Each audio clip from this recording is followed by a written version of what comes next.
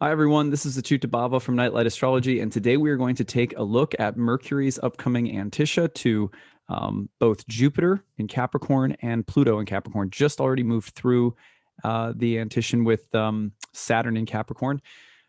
This is following on the heels of a number of Antiscia that were made between the Sun and the stellium, Sun and Sagittarius and the stellium in Capricorn last week, which turned out to be pretty eventful. So we're going to talk about Mercury's upcoming series of aspects. I explained what Antiscia are in the video on the Sun's Antiscia last week. So if you need a refresh, if you're like, wait, what is an Antiscia? It's a certain kind of aspect that I unpack and explain in last week's video on the Sun Antiscia. So go back and watch that one if you need a little theoretical boost in your understanding. Now, before I dive in today, we're also going to take a look, by the way, the moon in Cancer today, over the next day, making a series of really potent oppositions to that stellium in Capricorn. I'll mention that as well because that can be something that we can easily get swept up in. So it's good to be aware of the oppositions anytime the moon's been in Cancer over the past year or so. It's something that I usually circle and I'm just a little extra careful with. So I'll go over that with you guys today too. Before I go on, we've crossed the 400 backer threshold for my annual Kickstarter campaign. It's 40 days of fundraising. I think we're down to like 29 days left. We're trying to beat last year's record, which was 690. So we're just trying to get higher than 690 backers. See if we can do it. When you donate, you can click on the donate button in the comments section or in the description of this video. You visit the Kickstarter page and you can choose a number of different rewards when you donate and support my work. I really appreciate it. If you guys like this, you subscribe to it, you share these videos. If they are a part of your, regular, you kind of take this in for daily spiritual nourishment. If it's a part of your schedule, I really appreciate your support. It means a lot to me. When you do so, remember, you can also pick up 50% off to all of my online programs, my 1-year course, my 1st-year course, my 2nd-year course, my horary course. So be sure to check those things out. That deal is only good up until the new year. So good time to save if you felt like you want to join one of my classes and study astrology in 2021. Okay, so let's dive into, I'm going to bring up the real-time clock and give you guys a picture of this. So here's what we're dealing with. I'm just going to point these out to you. We've got Mercury in Sagittarius. You can see that it's just passed through the Antiscia with Saturn. And again, like I said, if you don't know what an Antiscia is, be sure to go back to last week's video where I talk about, kind of give a definition. You can see Mercury's gone through the Antiscia with Saturn, just passed over it. And then you're going to be able to see this as the next couple of days go on. You're going to see, remember, their numbers add up to 30. So here's the Antiscia with Jupiter. And that's really important. I'm going to go over this in a minute, but Jupiter is the host of Mercury in Sagittarius, who is now in its detriment and under the combustion status. So it's getting into under the beams of the sun and kind of invisible and sort of burning up. So very important potential transit here for Mercury. Now, if you go forward just a little bit more, you're going to see that Mercury then gets into the Antiscia with Pluto. Now, this is all happening by Sunday of this week. So we have, a good spread of 3 or 4 days in front of us where you're going to be able to feel the effects of these aspects. Remember, one of the characteristics of an Antiscia is that they tend to be a little bit more secretive, or they have almost like a little bit of a hiddenness or something. They can imply things that are hidden. So we have to take a moment to refresh on Mercury. And I wanted to read a passage to you from Vettius Valens, who was a Hellenistic astrologer, and some of the range of significations that was given to Mercury in the ancient world.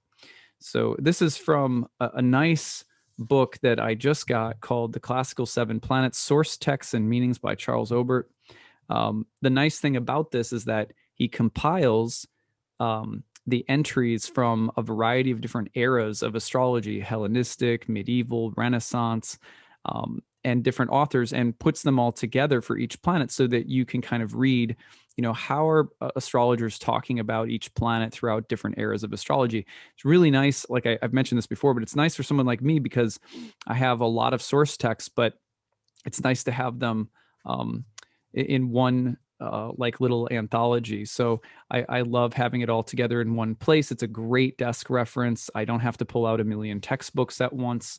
Highly recommended if you're into ancient astrology in particular, because these source texts are all classical source texts. So anyway, here's what Valens says about Mercury. Mercury indicates education, letters, disputation, reasoning, brotherhood, interpretation, embassies, number, accounts, geometry, markets, youth, games, theft, association, communication, service, gain, discoveries, obedience, sport, wrestling, declamation, certification, supervision, weighing and measuring, the testing of coinage, hearing, versatility. It is the bestower of forethought and intelligence, the lord of brothers and of younger children, and the creator of all marketing and banking. In its own character, it makes temple builders, modelers, sculptors, doctors, secretaries, legal advisors, orators, philosophers, architects, musicians, prophets, diviners, augurs, dream interpreters, braiders, weavers, systematic physicians, those in charge of war and strategy, and those undertaking any unusual systematic work in accounting or with reasoning. Mercury makes weightlifters and mimes, those making their livelihood with displays of skill, deception, gambling, or sleight of hand. It also rules those skilled interpreters of the heavens, those who, by using pleasure or winning charm, earn fame for their amazing feats, all for the sake of gain. The star's effects go in many different directions depending on the changes of the zodiac and the interactions of the stars, and yields quite varied results: knowledge for some, selling for others, service for others, trade or teaching for others, farming or temple service, or public employment for still others. To some it grants authority, rentals, labor contracting, rhythmical performance, the display of public service, the acquisition of personal attendance, or the right of wearing temple linen, robed in the luxury appropriate to gods or rulers. As for the end result, Mercury will make everything capricious in outcome and quite disturbed. Even more, it causes those having this star in malefic signs or degrees to become even worse.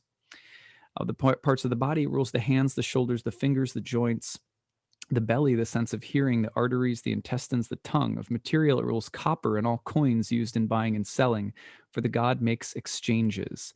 It is blue in color, sharp in taste. Isn't that interesting?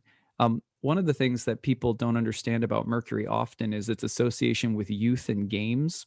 So you think of things like wrestling and court games and anything that goes back and forth, or there's this kind of youthful fun. Even like a board game could be understood in some ways as mercurial. Mercury, not Venus, was also traditionally related to money and markets and anything that exchanges hands and services. It can be associated with things like deception, but also with intelligence and all different manner of intelligence, especially anything that requires that involves a technical skill. So it also, Mercury is the patron god of astrology. This is the science of Hermes. Hermes was the original name for Mercury until the Roman god's name kind of replaced it. But Mercury is a messenger, a teacher, an explainer, a writer, but also Mercury is very good when it comes to things like business or technology or marketplaces. So it's just such a diverse planet, and it helps to really remember that. Now, I want to focus in particular on the fact that this Mercury is right now in its detriment in Sagittarius, Jupiter's sign. So its natural planetary contrary is Jupiter. Why? Well, because in one way that it's explained in an ancient source text is that while Mercury is about the intellect and, let's say, the ability of the intellect to take things apart, to dispute things. You heard disputes as one of the key words for Mercury, and to debate or analyze or take apart. Jupiter puts things together. Jupiter makes a big whole. Jupiter makes things bigger. Mercury tends to analyze and take things apart. So there's this, and there's lots of other reasons too, but just a simple way of understanding that Mercury in Sagittarius is said to be debilitated in classical astrology because it is in the sign of its planetary contrary, Jupiter. Now, when it's in that sign and it's also under the beams of the sun, it gets within about 15 degrees of the sun, it goes invisible. Can't see it anymore. And the closer it gets, sometimes within about 8 degrees or so, it's said to be burnt up. It's said to be combust. So it gets compromised. Now, a compromised, debilitated Mercury, who is in Jupiter's sign and then moving into the secretive conjunction with Jupiter, who is sandwiched between Pluto and Saturn and is in the sign of its fall.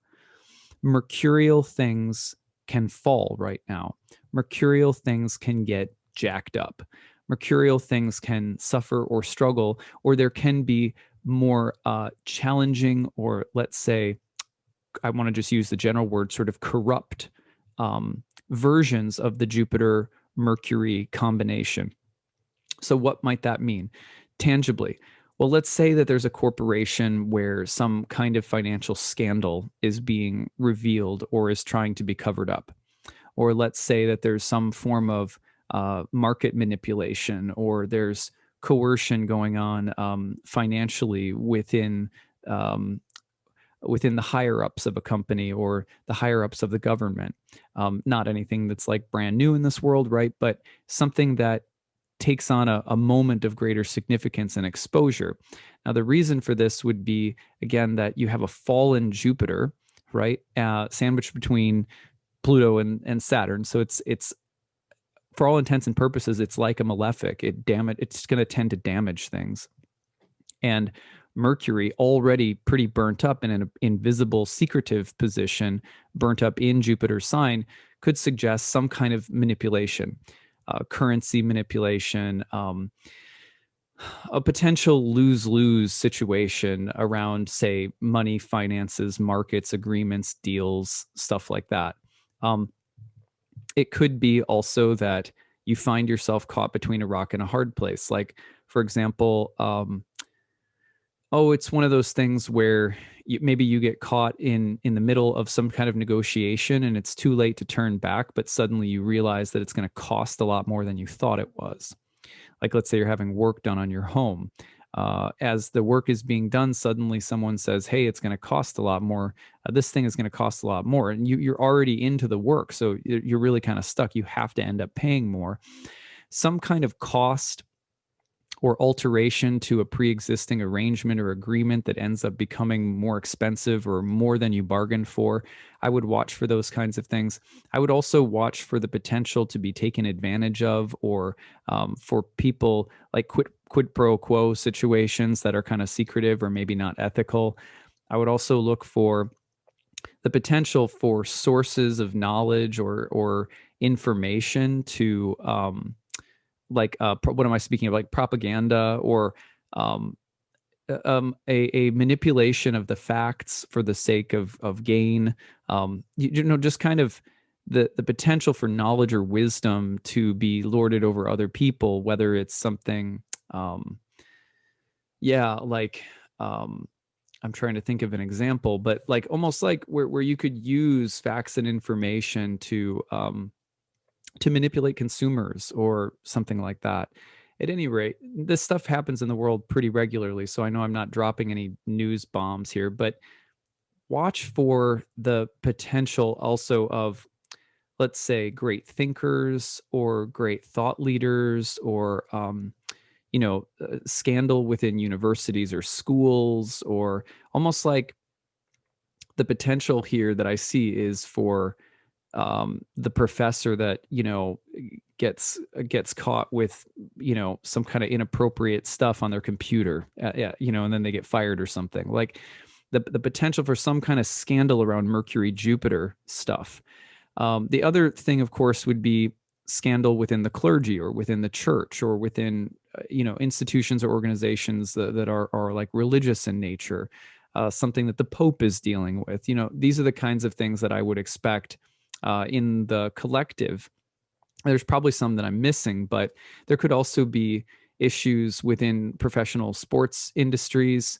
And maybe another thing would be just some way in which authority has been abused. And the it's like this happens a lot, but it would probably in the next couple of days you would see something sort of flare up in the news. I wouldn't be surprised anyway. And this would have probably something that's been something that has been done covertly or secretly that's sort of coming up. That's the Plutonian element. It kind of explodes from the underworld.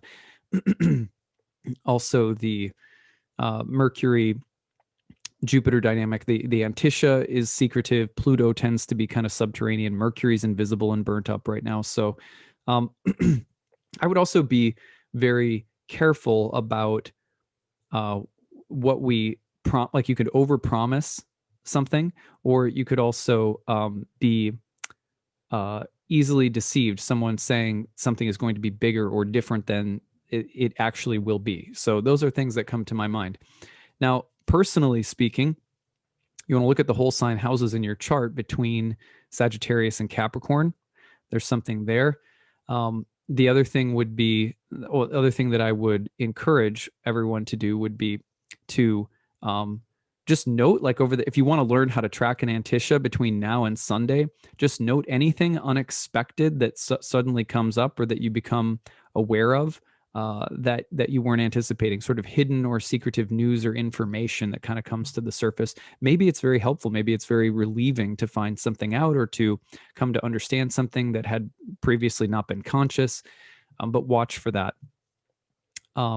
So we're going to see this Mercury, by the way. The Mercury is kind of, going to get beat up here a little bit, but you see the turnaround for Mercury a little bit later, like you're going to see it. Let's see, here we go. So it gets Cazimi right around the 20th. So it's at the heart of the sun on the 20th, and then it switches over to starting to emerge again as the evening star, and that's when you're going to start to see Mercury recover. So it's like between now and say the solstice of this year, Mercury stuff is not going to be entirely easy. But you should start to see a turnaround by the about the 20th. So, all right. Anyway, it depends a lot on your birth chart too. I mean, it's not going to be difficult or even felt by everyone, really depending on what's going on in your chart. So, and honestly, this month the eclipse and Jupiter Saturn is going to take center stage for most people anyway. Okay, so as promised, I also want to mention today that you also have the moon moving into this triple, the stellium, triple opposition. And let's watch how that plays out. So this is something that if you run this forward one day, you're going to see that tomorrow by the same time that I'm recording this, about 10:30 a.m. in Minneapolis, you're going to see that the moon by Friday morning is now in Leo. But between now and like early tomorrow morning, the moon is going to oppose Pluto, Jupiter, Saturn, all in a row. Let's just see how this goes. So the opposition to Pluto, which will be probably quite, that could be quite intense. That's happening by early this evening, and then you get the opposition to Jupiter. Happens by very late tonight or a bit close to midnight, and then through the morning hours here in the United States anyway, you've got the moon opposing Saturn. Don't be surprised whenever the moon opposes Saturn. I notice that I have real sleep issues. Sometimes it's nightmares, sometimes it's just like tossing and turning. Moon Saturn does not usually make for good sleep. Moon opposite Pluto. Between now and this evening, don't be surprised if some form of emotional or family drama comes up. Don't be surprised if the places that you feel more vulnerable are sort of exposed. And don't be surprised if there's just kind of that upsurge, or that feeling of purging something or getting something out, or something coming up that is more intense, subterranean, and what do we want to say? Plutonian, right? Pluto is kind of like demonic and dark and deep, but it's also subterranean and rich and life-giving. It can be either. But with the opposition, there's going to be that split between sort of peace-loving, romantic, nostalgic, comfort and security-seeking Cancer moon on the one hand, and the deep, intense, kind of hard, edgy Plutonian quality. It wouldn't surprise me if issues around opulence or wealth or almost like the big opulent Jupiterian qualities and an element of how those qualities are not at their best right now too is like kind of a corrupt Jupiter comes into the spotlight this evening a bit, as well as the moon Saturn opposition through the night, which doesn't necessarily this would be the night where I kind of could see myself writing this in my sort of daily prayer journal and being like, don't go to sleep on your anger, or don't go to sleep on mixed or bad feelings. Like it's probably going to make it rough to sleep tonight if you have that. This is a powerful transit right now. And the other thing, I guess it's worth pointing out, I'm just realizing I should talk about this probably too. Venus is moving into a trine with Neptune. Maybe I'll do another video on this tomorrow, but that Venus-Neptune trine is very seductive and beautiful and alluring, but maybe also represents some kind of temptation for something that is not altogether healthy and could represent a drain on your energy or your health if you fall prey to it. And on the other hand, it can be a very imaginative and sort of erotic transit that is related to things like sex, romance, love, beauty. One thing that I would be careful of, given this combination of Venus and Neptune, with Venus in Mars's sign and the Antiscia coming between Mercury and Jupiter, would be, and this is something that I guess I have personally, it's a pet peeve of mine. So I just want to make that clear, because I don't think it's fair to it's not necessarily an entirely fair criticism on some levels, but I've noticed that there are a lot of people in both, we'll just call it the spiritual arts in general, like whether it's astrology or tarot or yoga, that often conflate what is oftentimes a really nice presentation and intelligence with the desire to sell themselves as a sex object, or to capitalize, to try to gain viewers by being sort of as provocative and sexy as possible, while also trying to share wisdom or knowledge.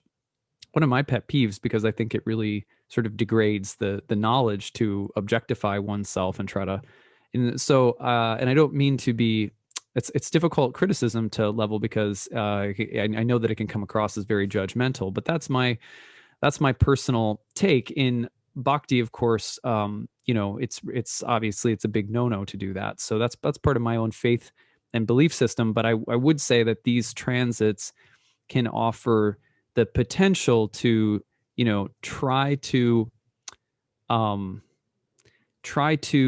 make something more tempting or alluring, or to possibly try to manipulate or play on people's desires and fantasies in ways that aren't entirely healthy and maybe not totally honest. And you could end up degrading yourself or others, or some form of knowledge or wisdom by doing so.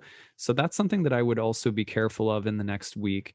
But at any rate, so that's, and again, like I present that as for something for your consideration. If you find that that's a take that doesn't really resonate with you, no big deal. So that's what I've got for today. I hope that this was interesting to go back over another series of Antiscia. I loved hearing, like last week we did one with the sun, and then right after that there was a famous soccer player that died. That was profound, because we had drawn comparisons from that transit to the Kobe Bryant death, and then this famous soccer player died. And there was a few other things last week that fit the bill for the Antiscia as well. It was powerful. So if you see or spot anything in the news or current events in your country or around the world that seem to fit with these Antiscia that we're talking about, or any aspects of today that we've been talking about, feel free to leave it in the comments section. I love hearing your guys' comments, or how is it showing up in your life? I always like to hear that as well. we are very, very close to surpassing the minimum so that the project gets funded for my annual Kickstarter. I think we're like $100 or $200 away or something like that. So we're over 400 backers. We're heading to 691 to try to break our record from last year. Pick up a reward, pick up a recording, pick up a horoscope for the year ahead, pick up my talk on the astrology of 2021, pick up half off on any of my online programs, lots of good deals. So I thank you all for contributing and look forward to, doing this work together for the next year in 2021. All right, that's what I've got for today. Take it easy, everyone. Bye.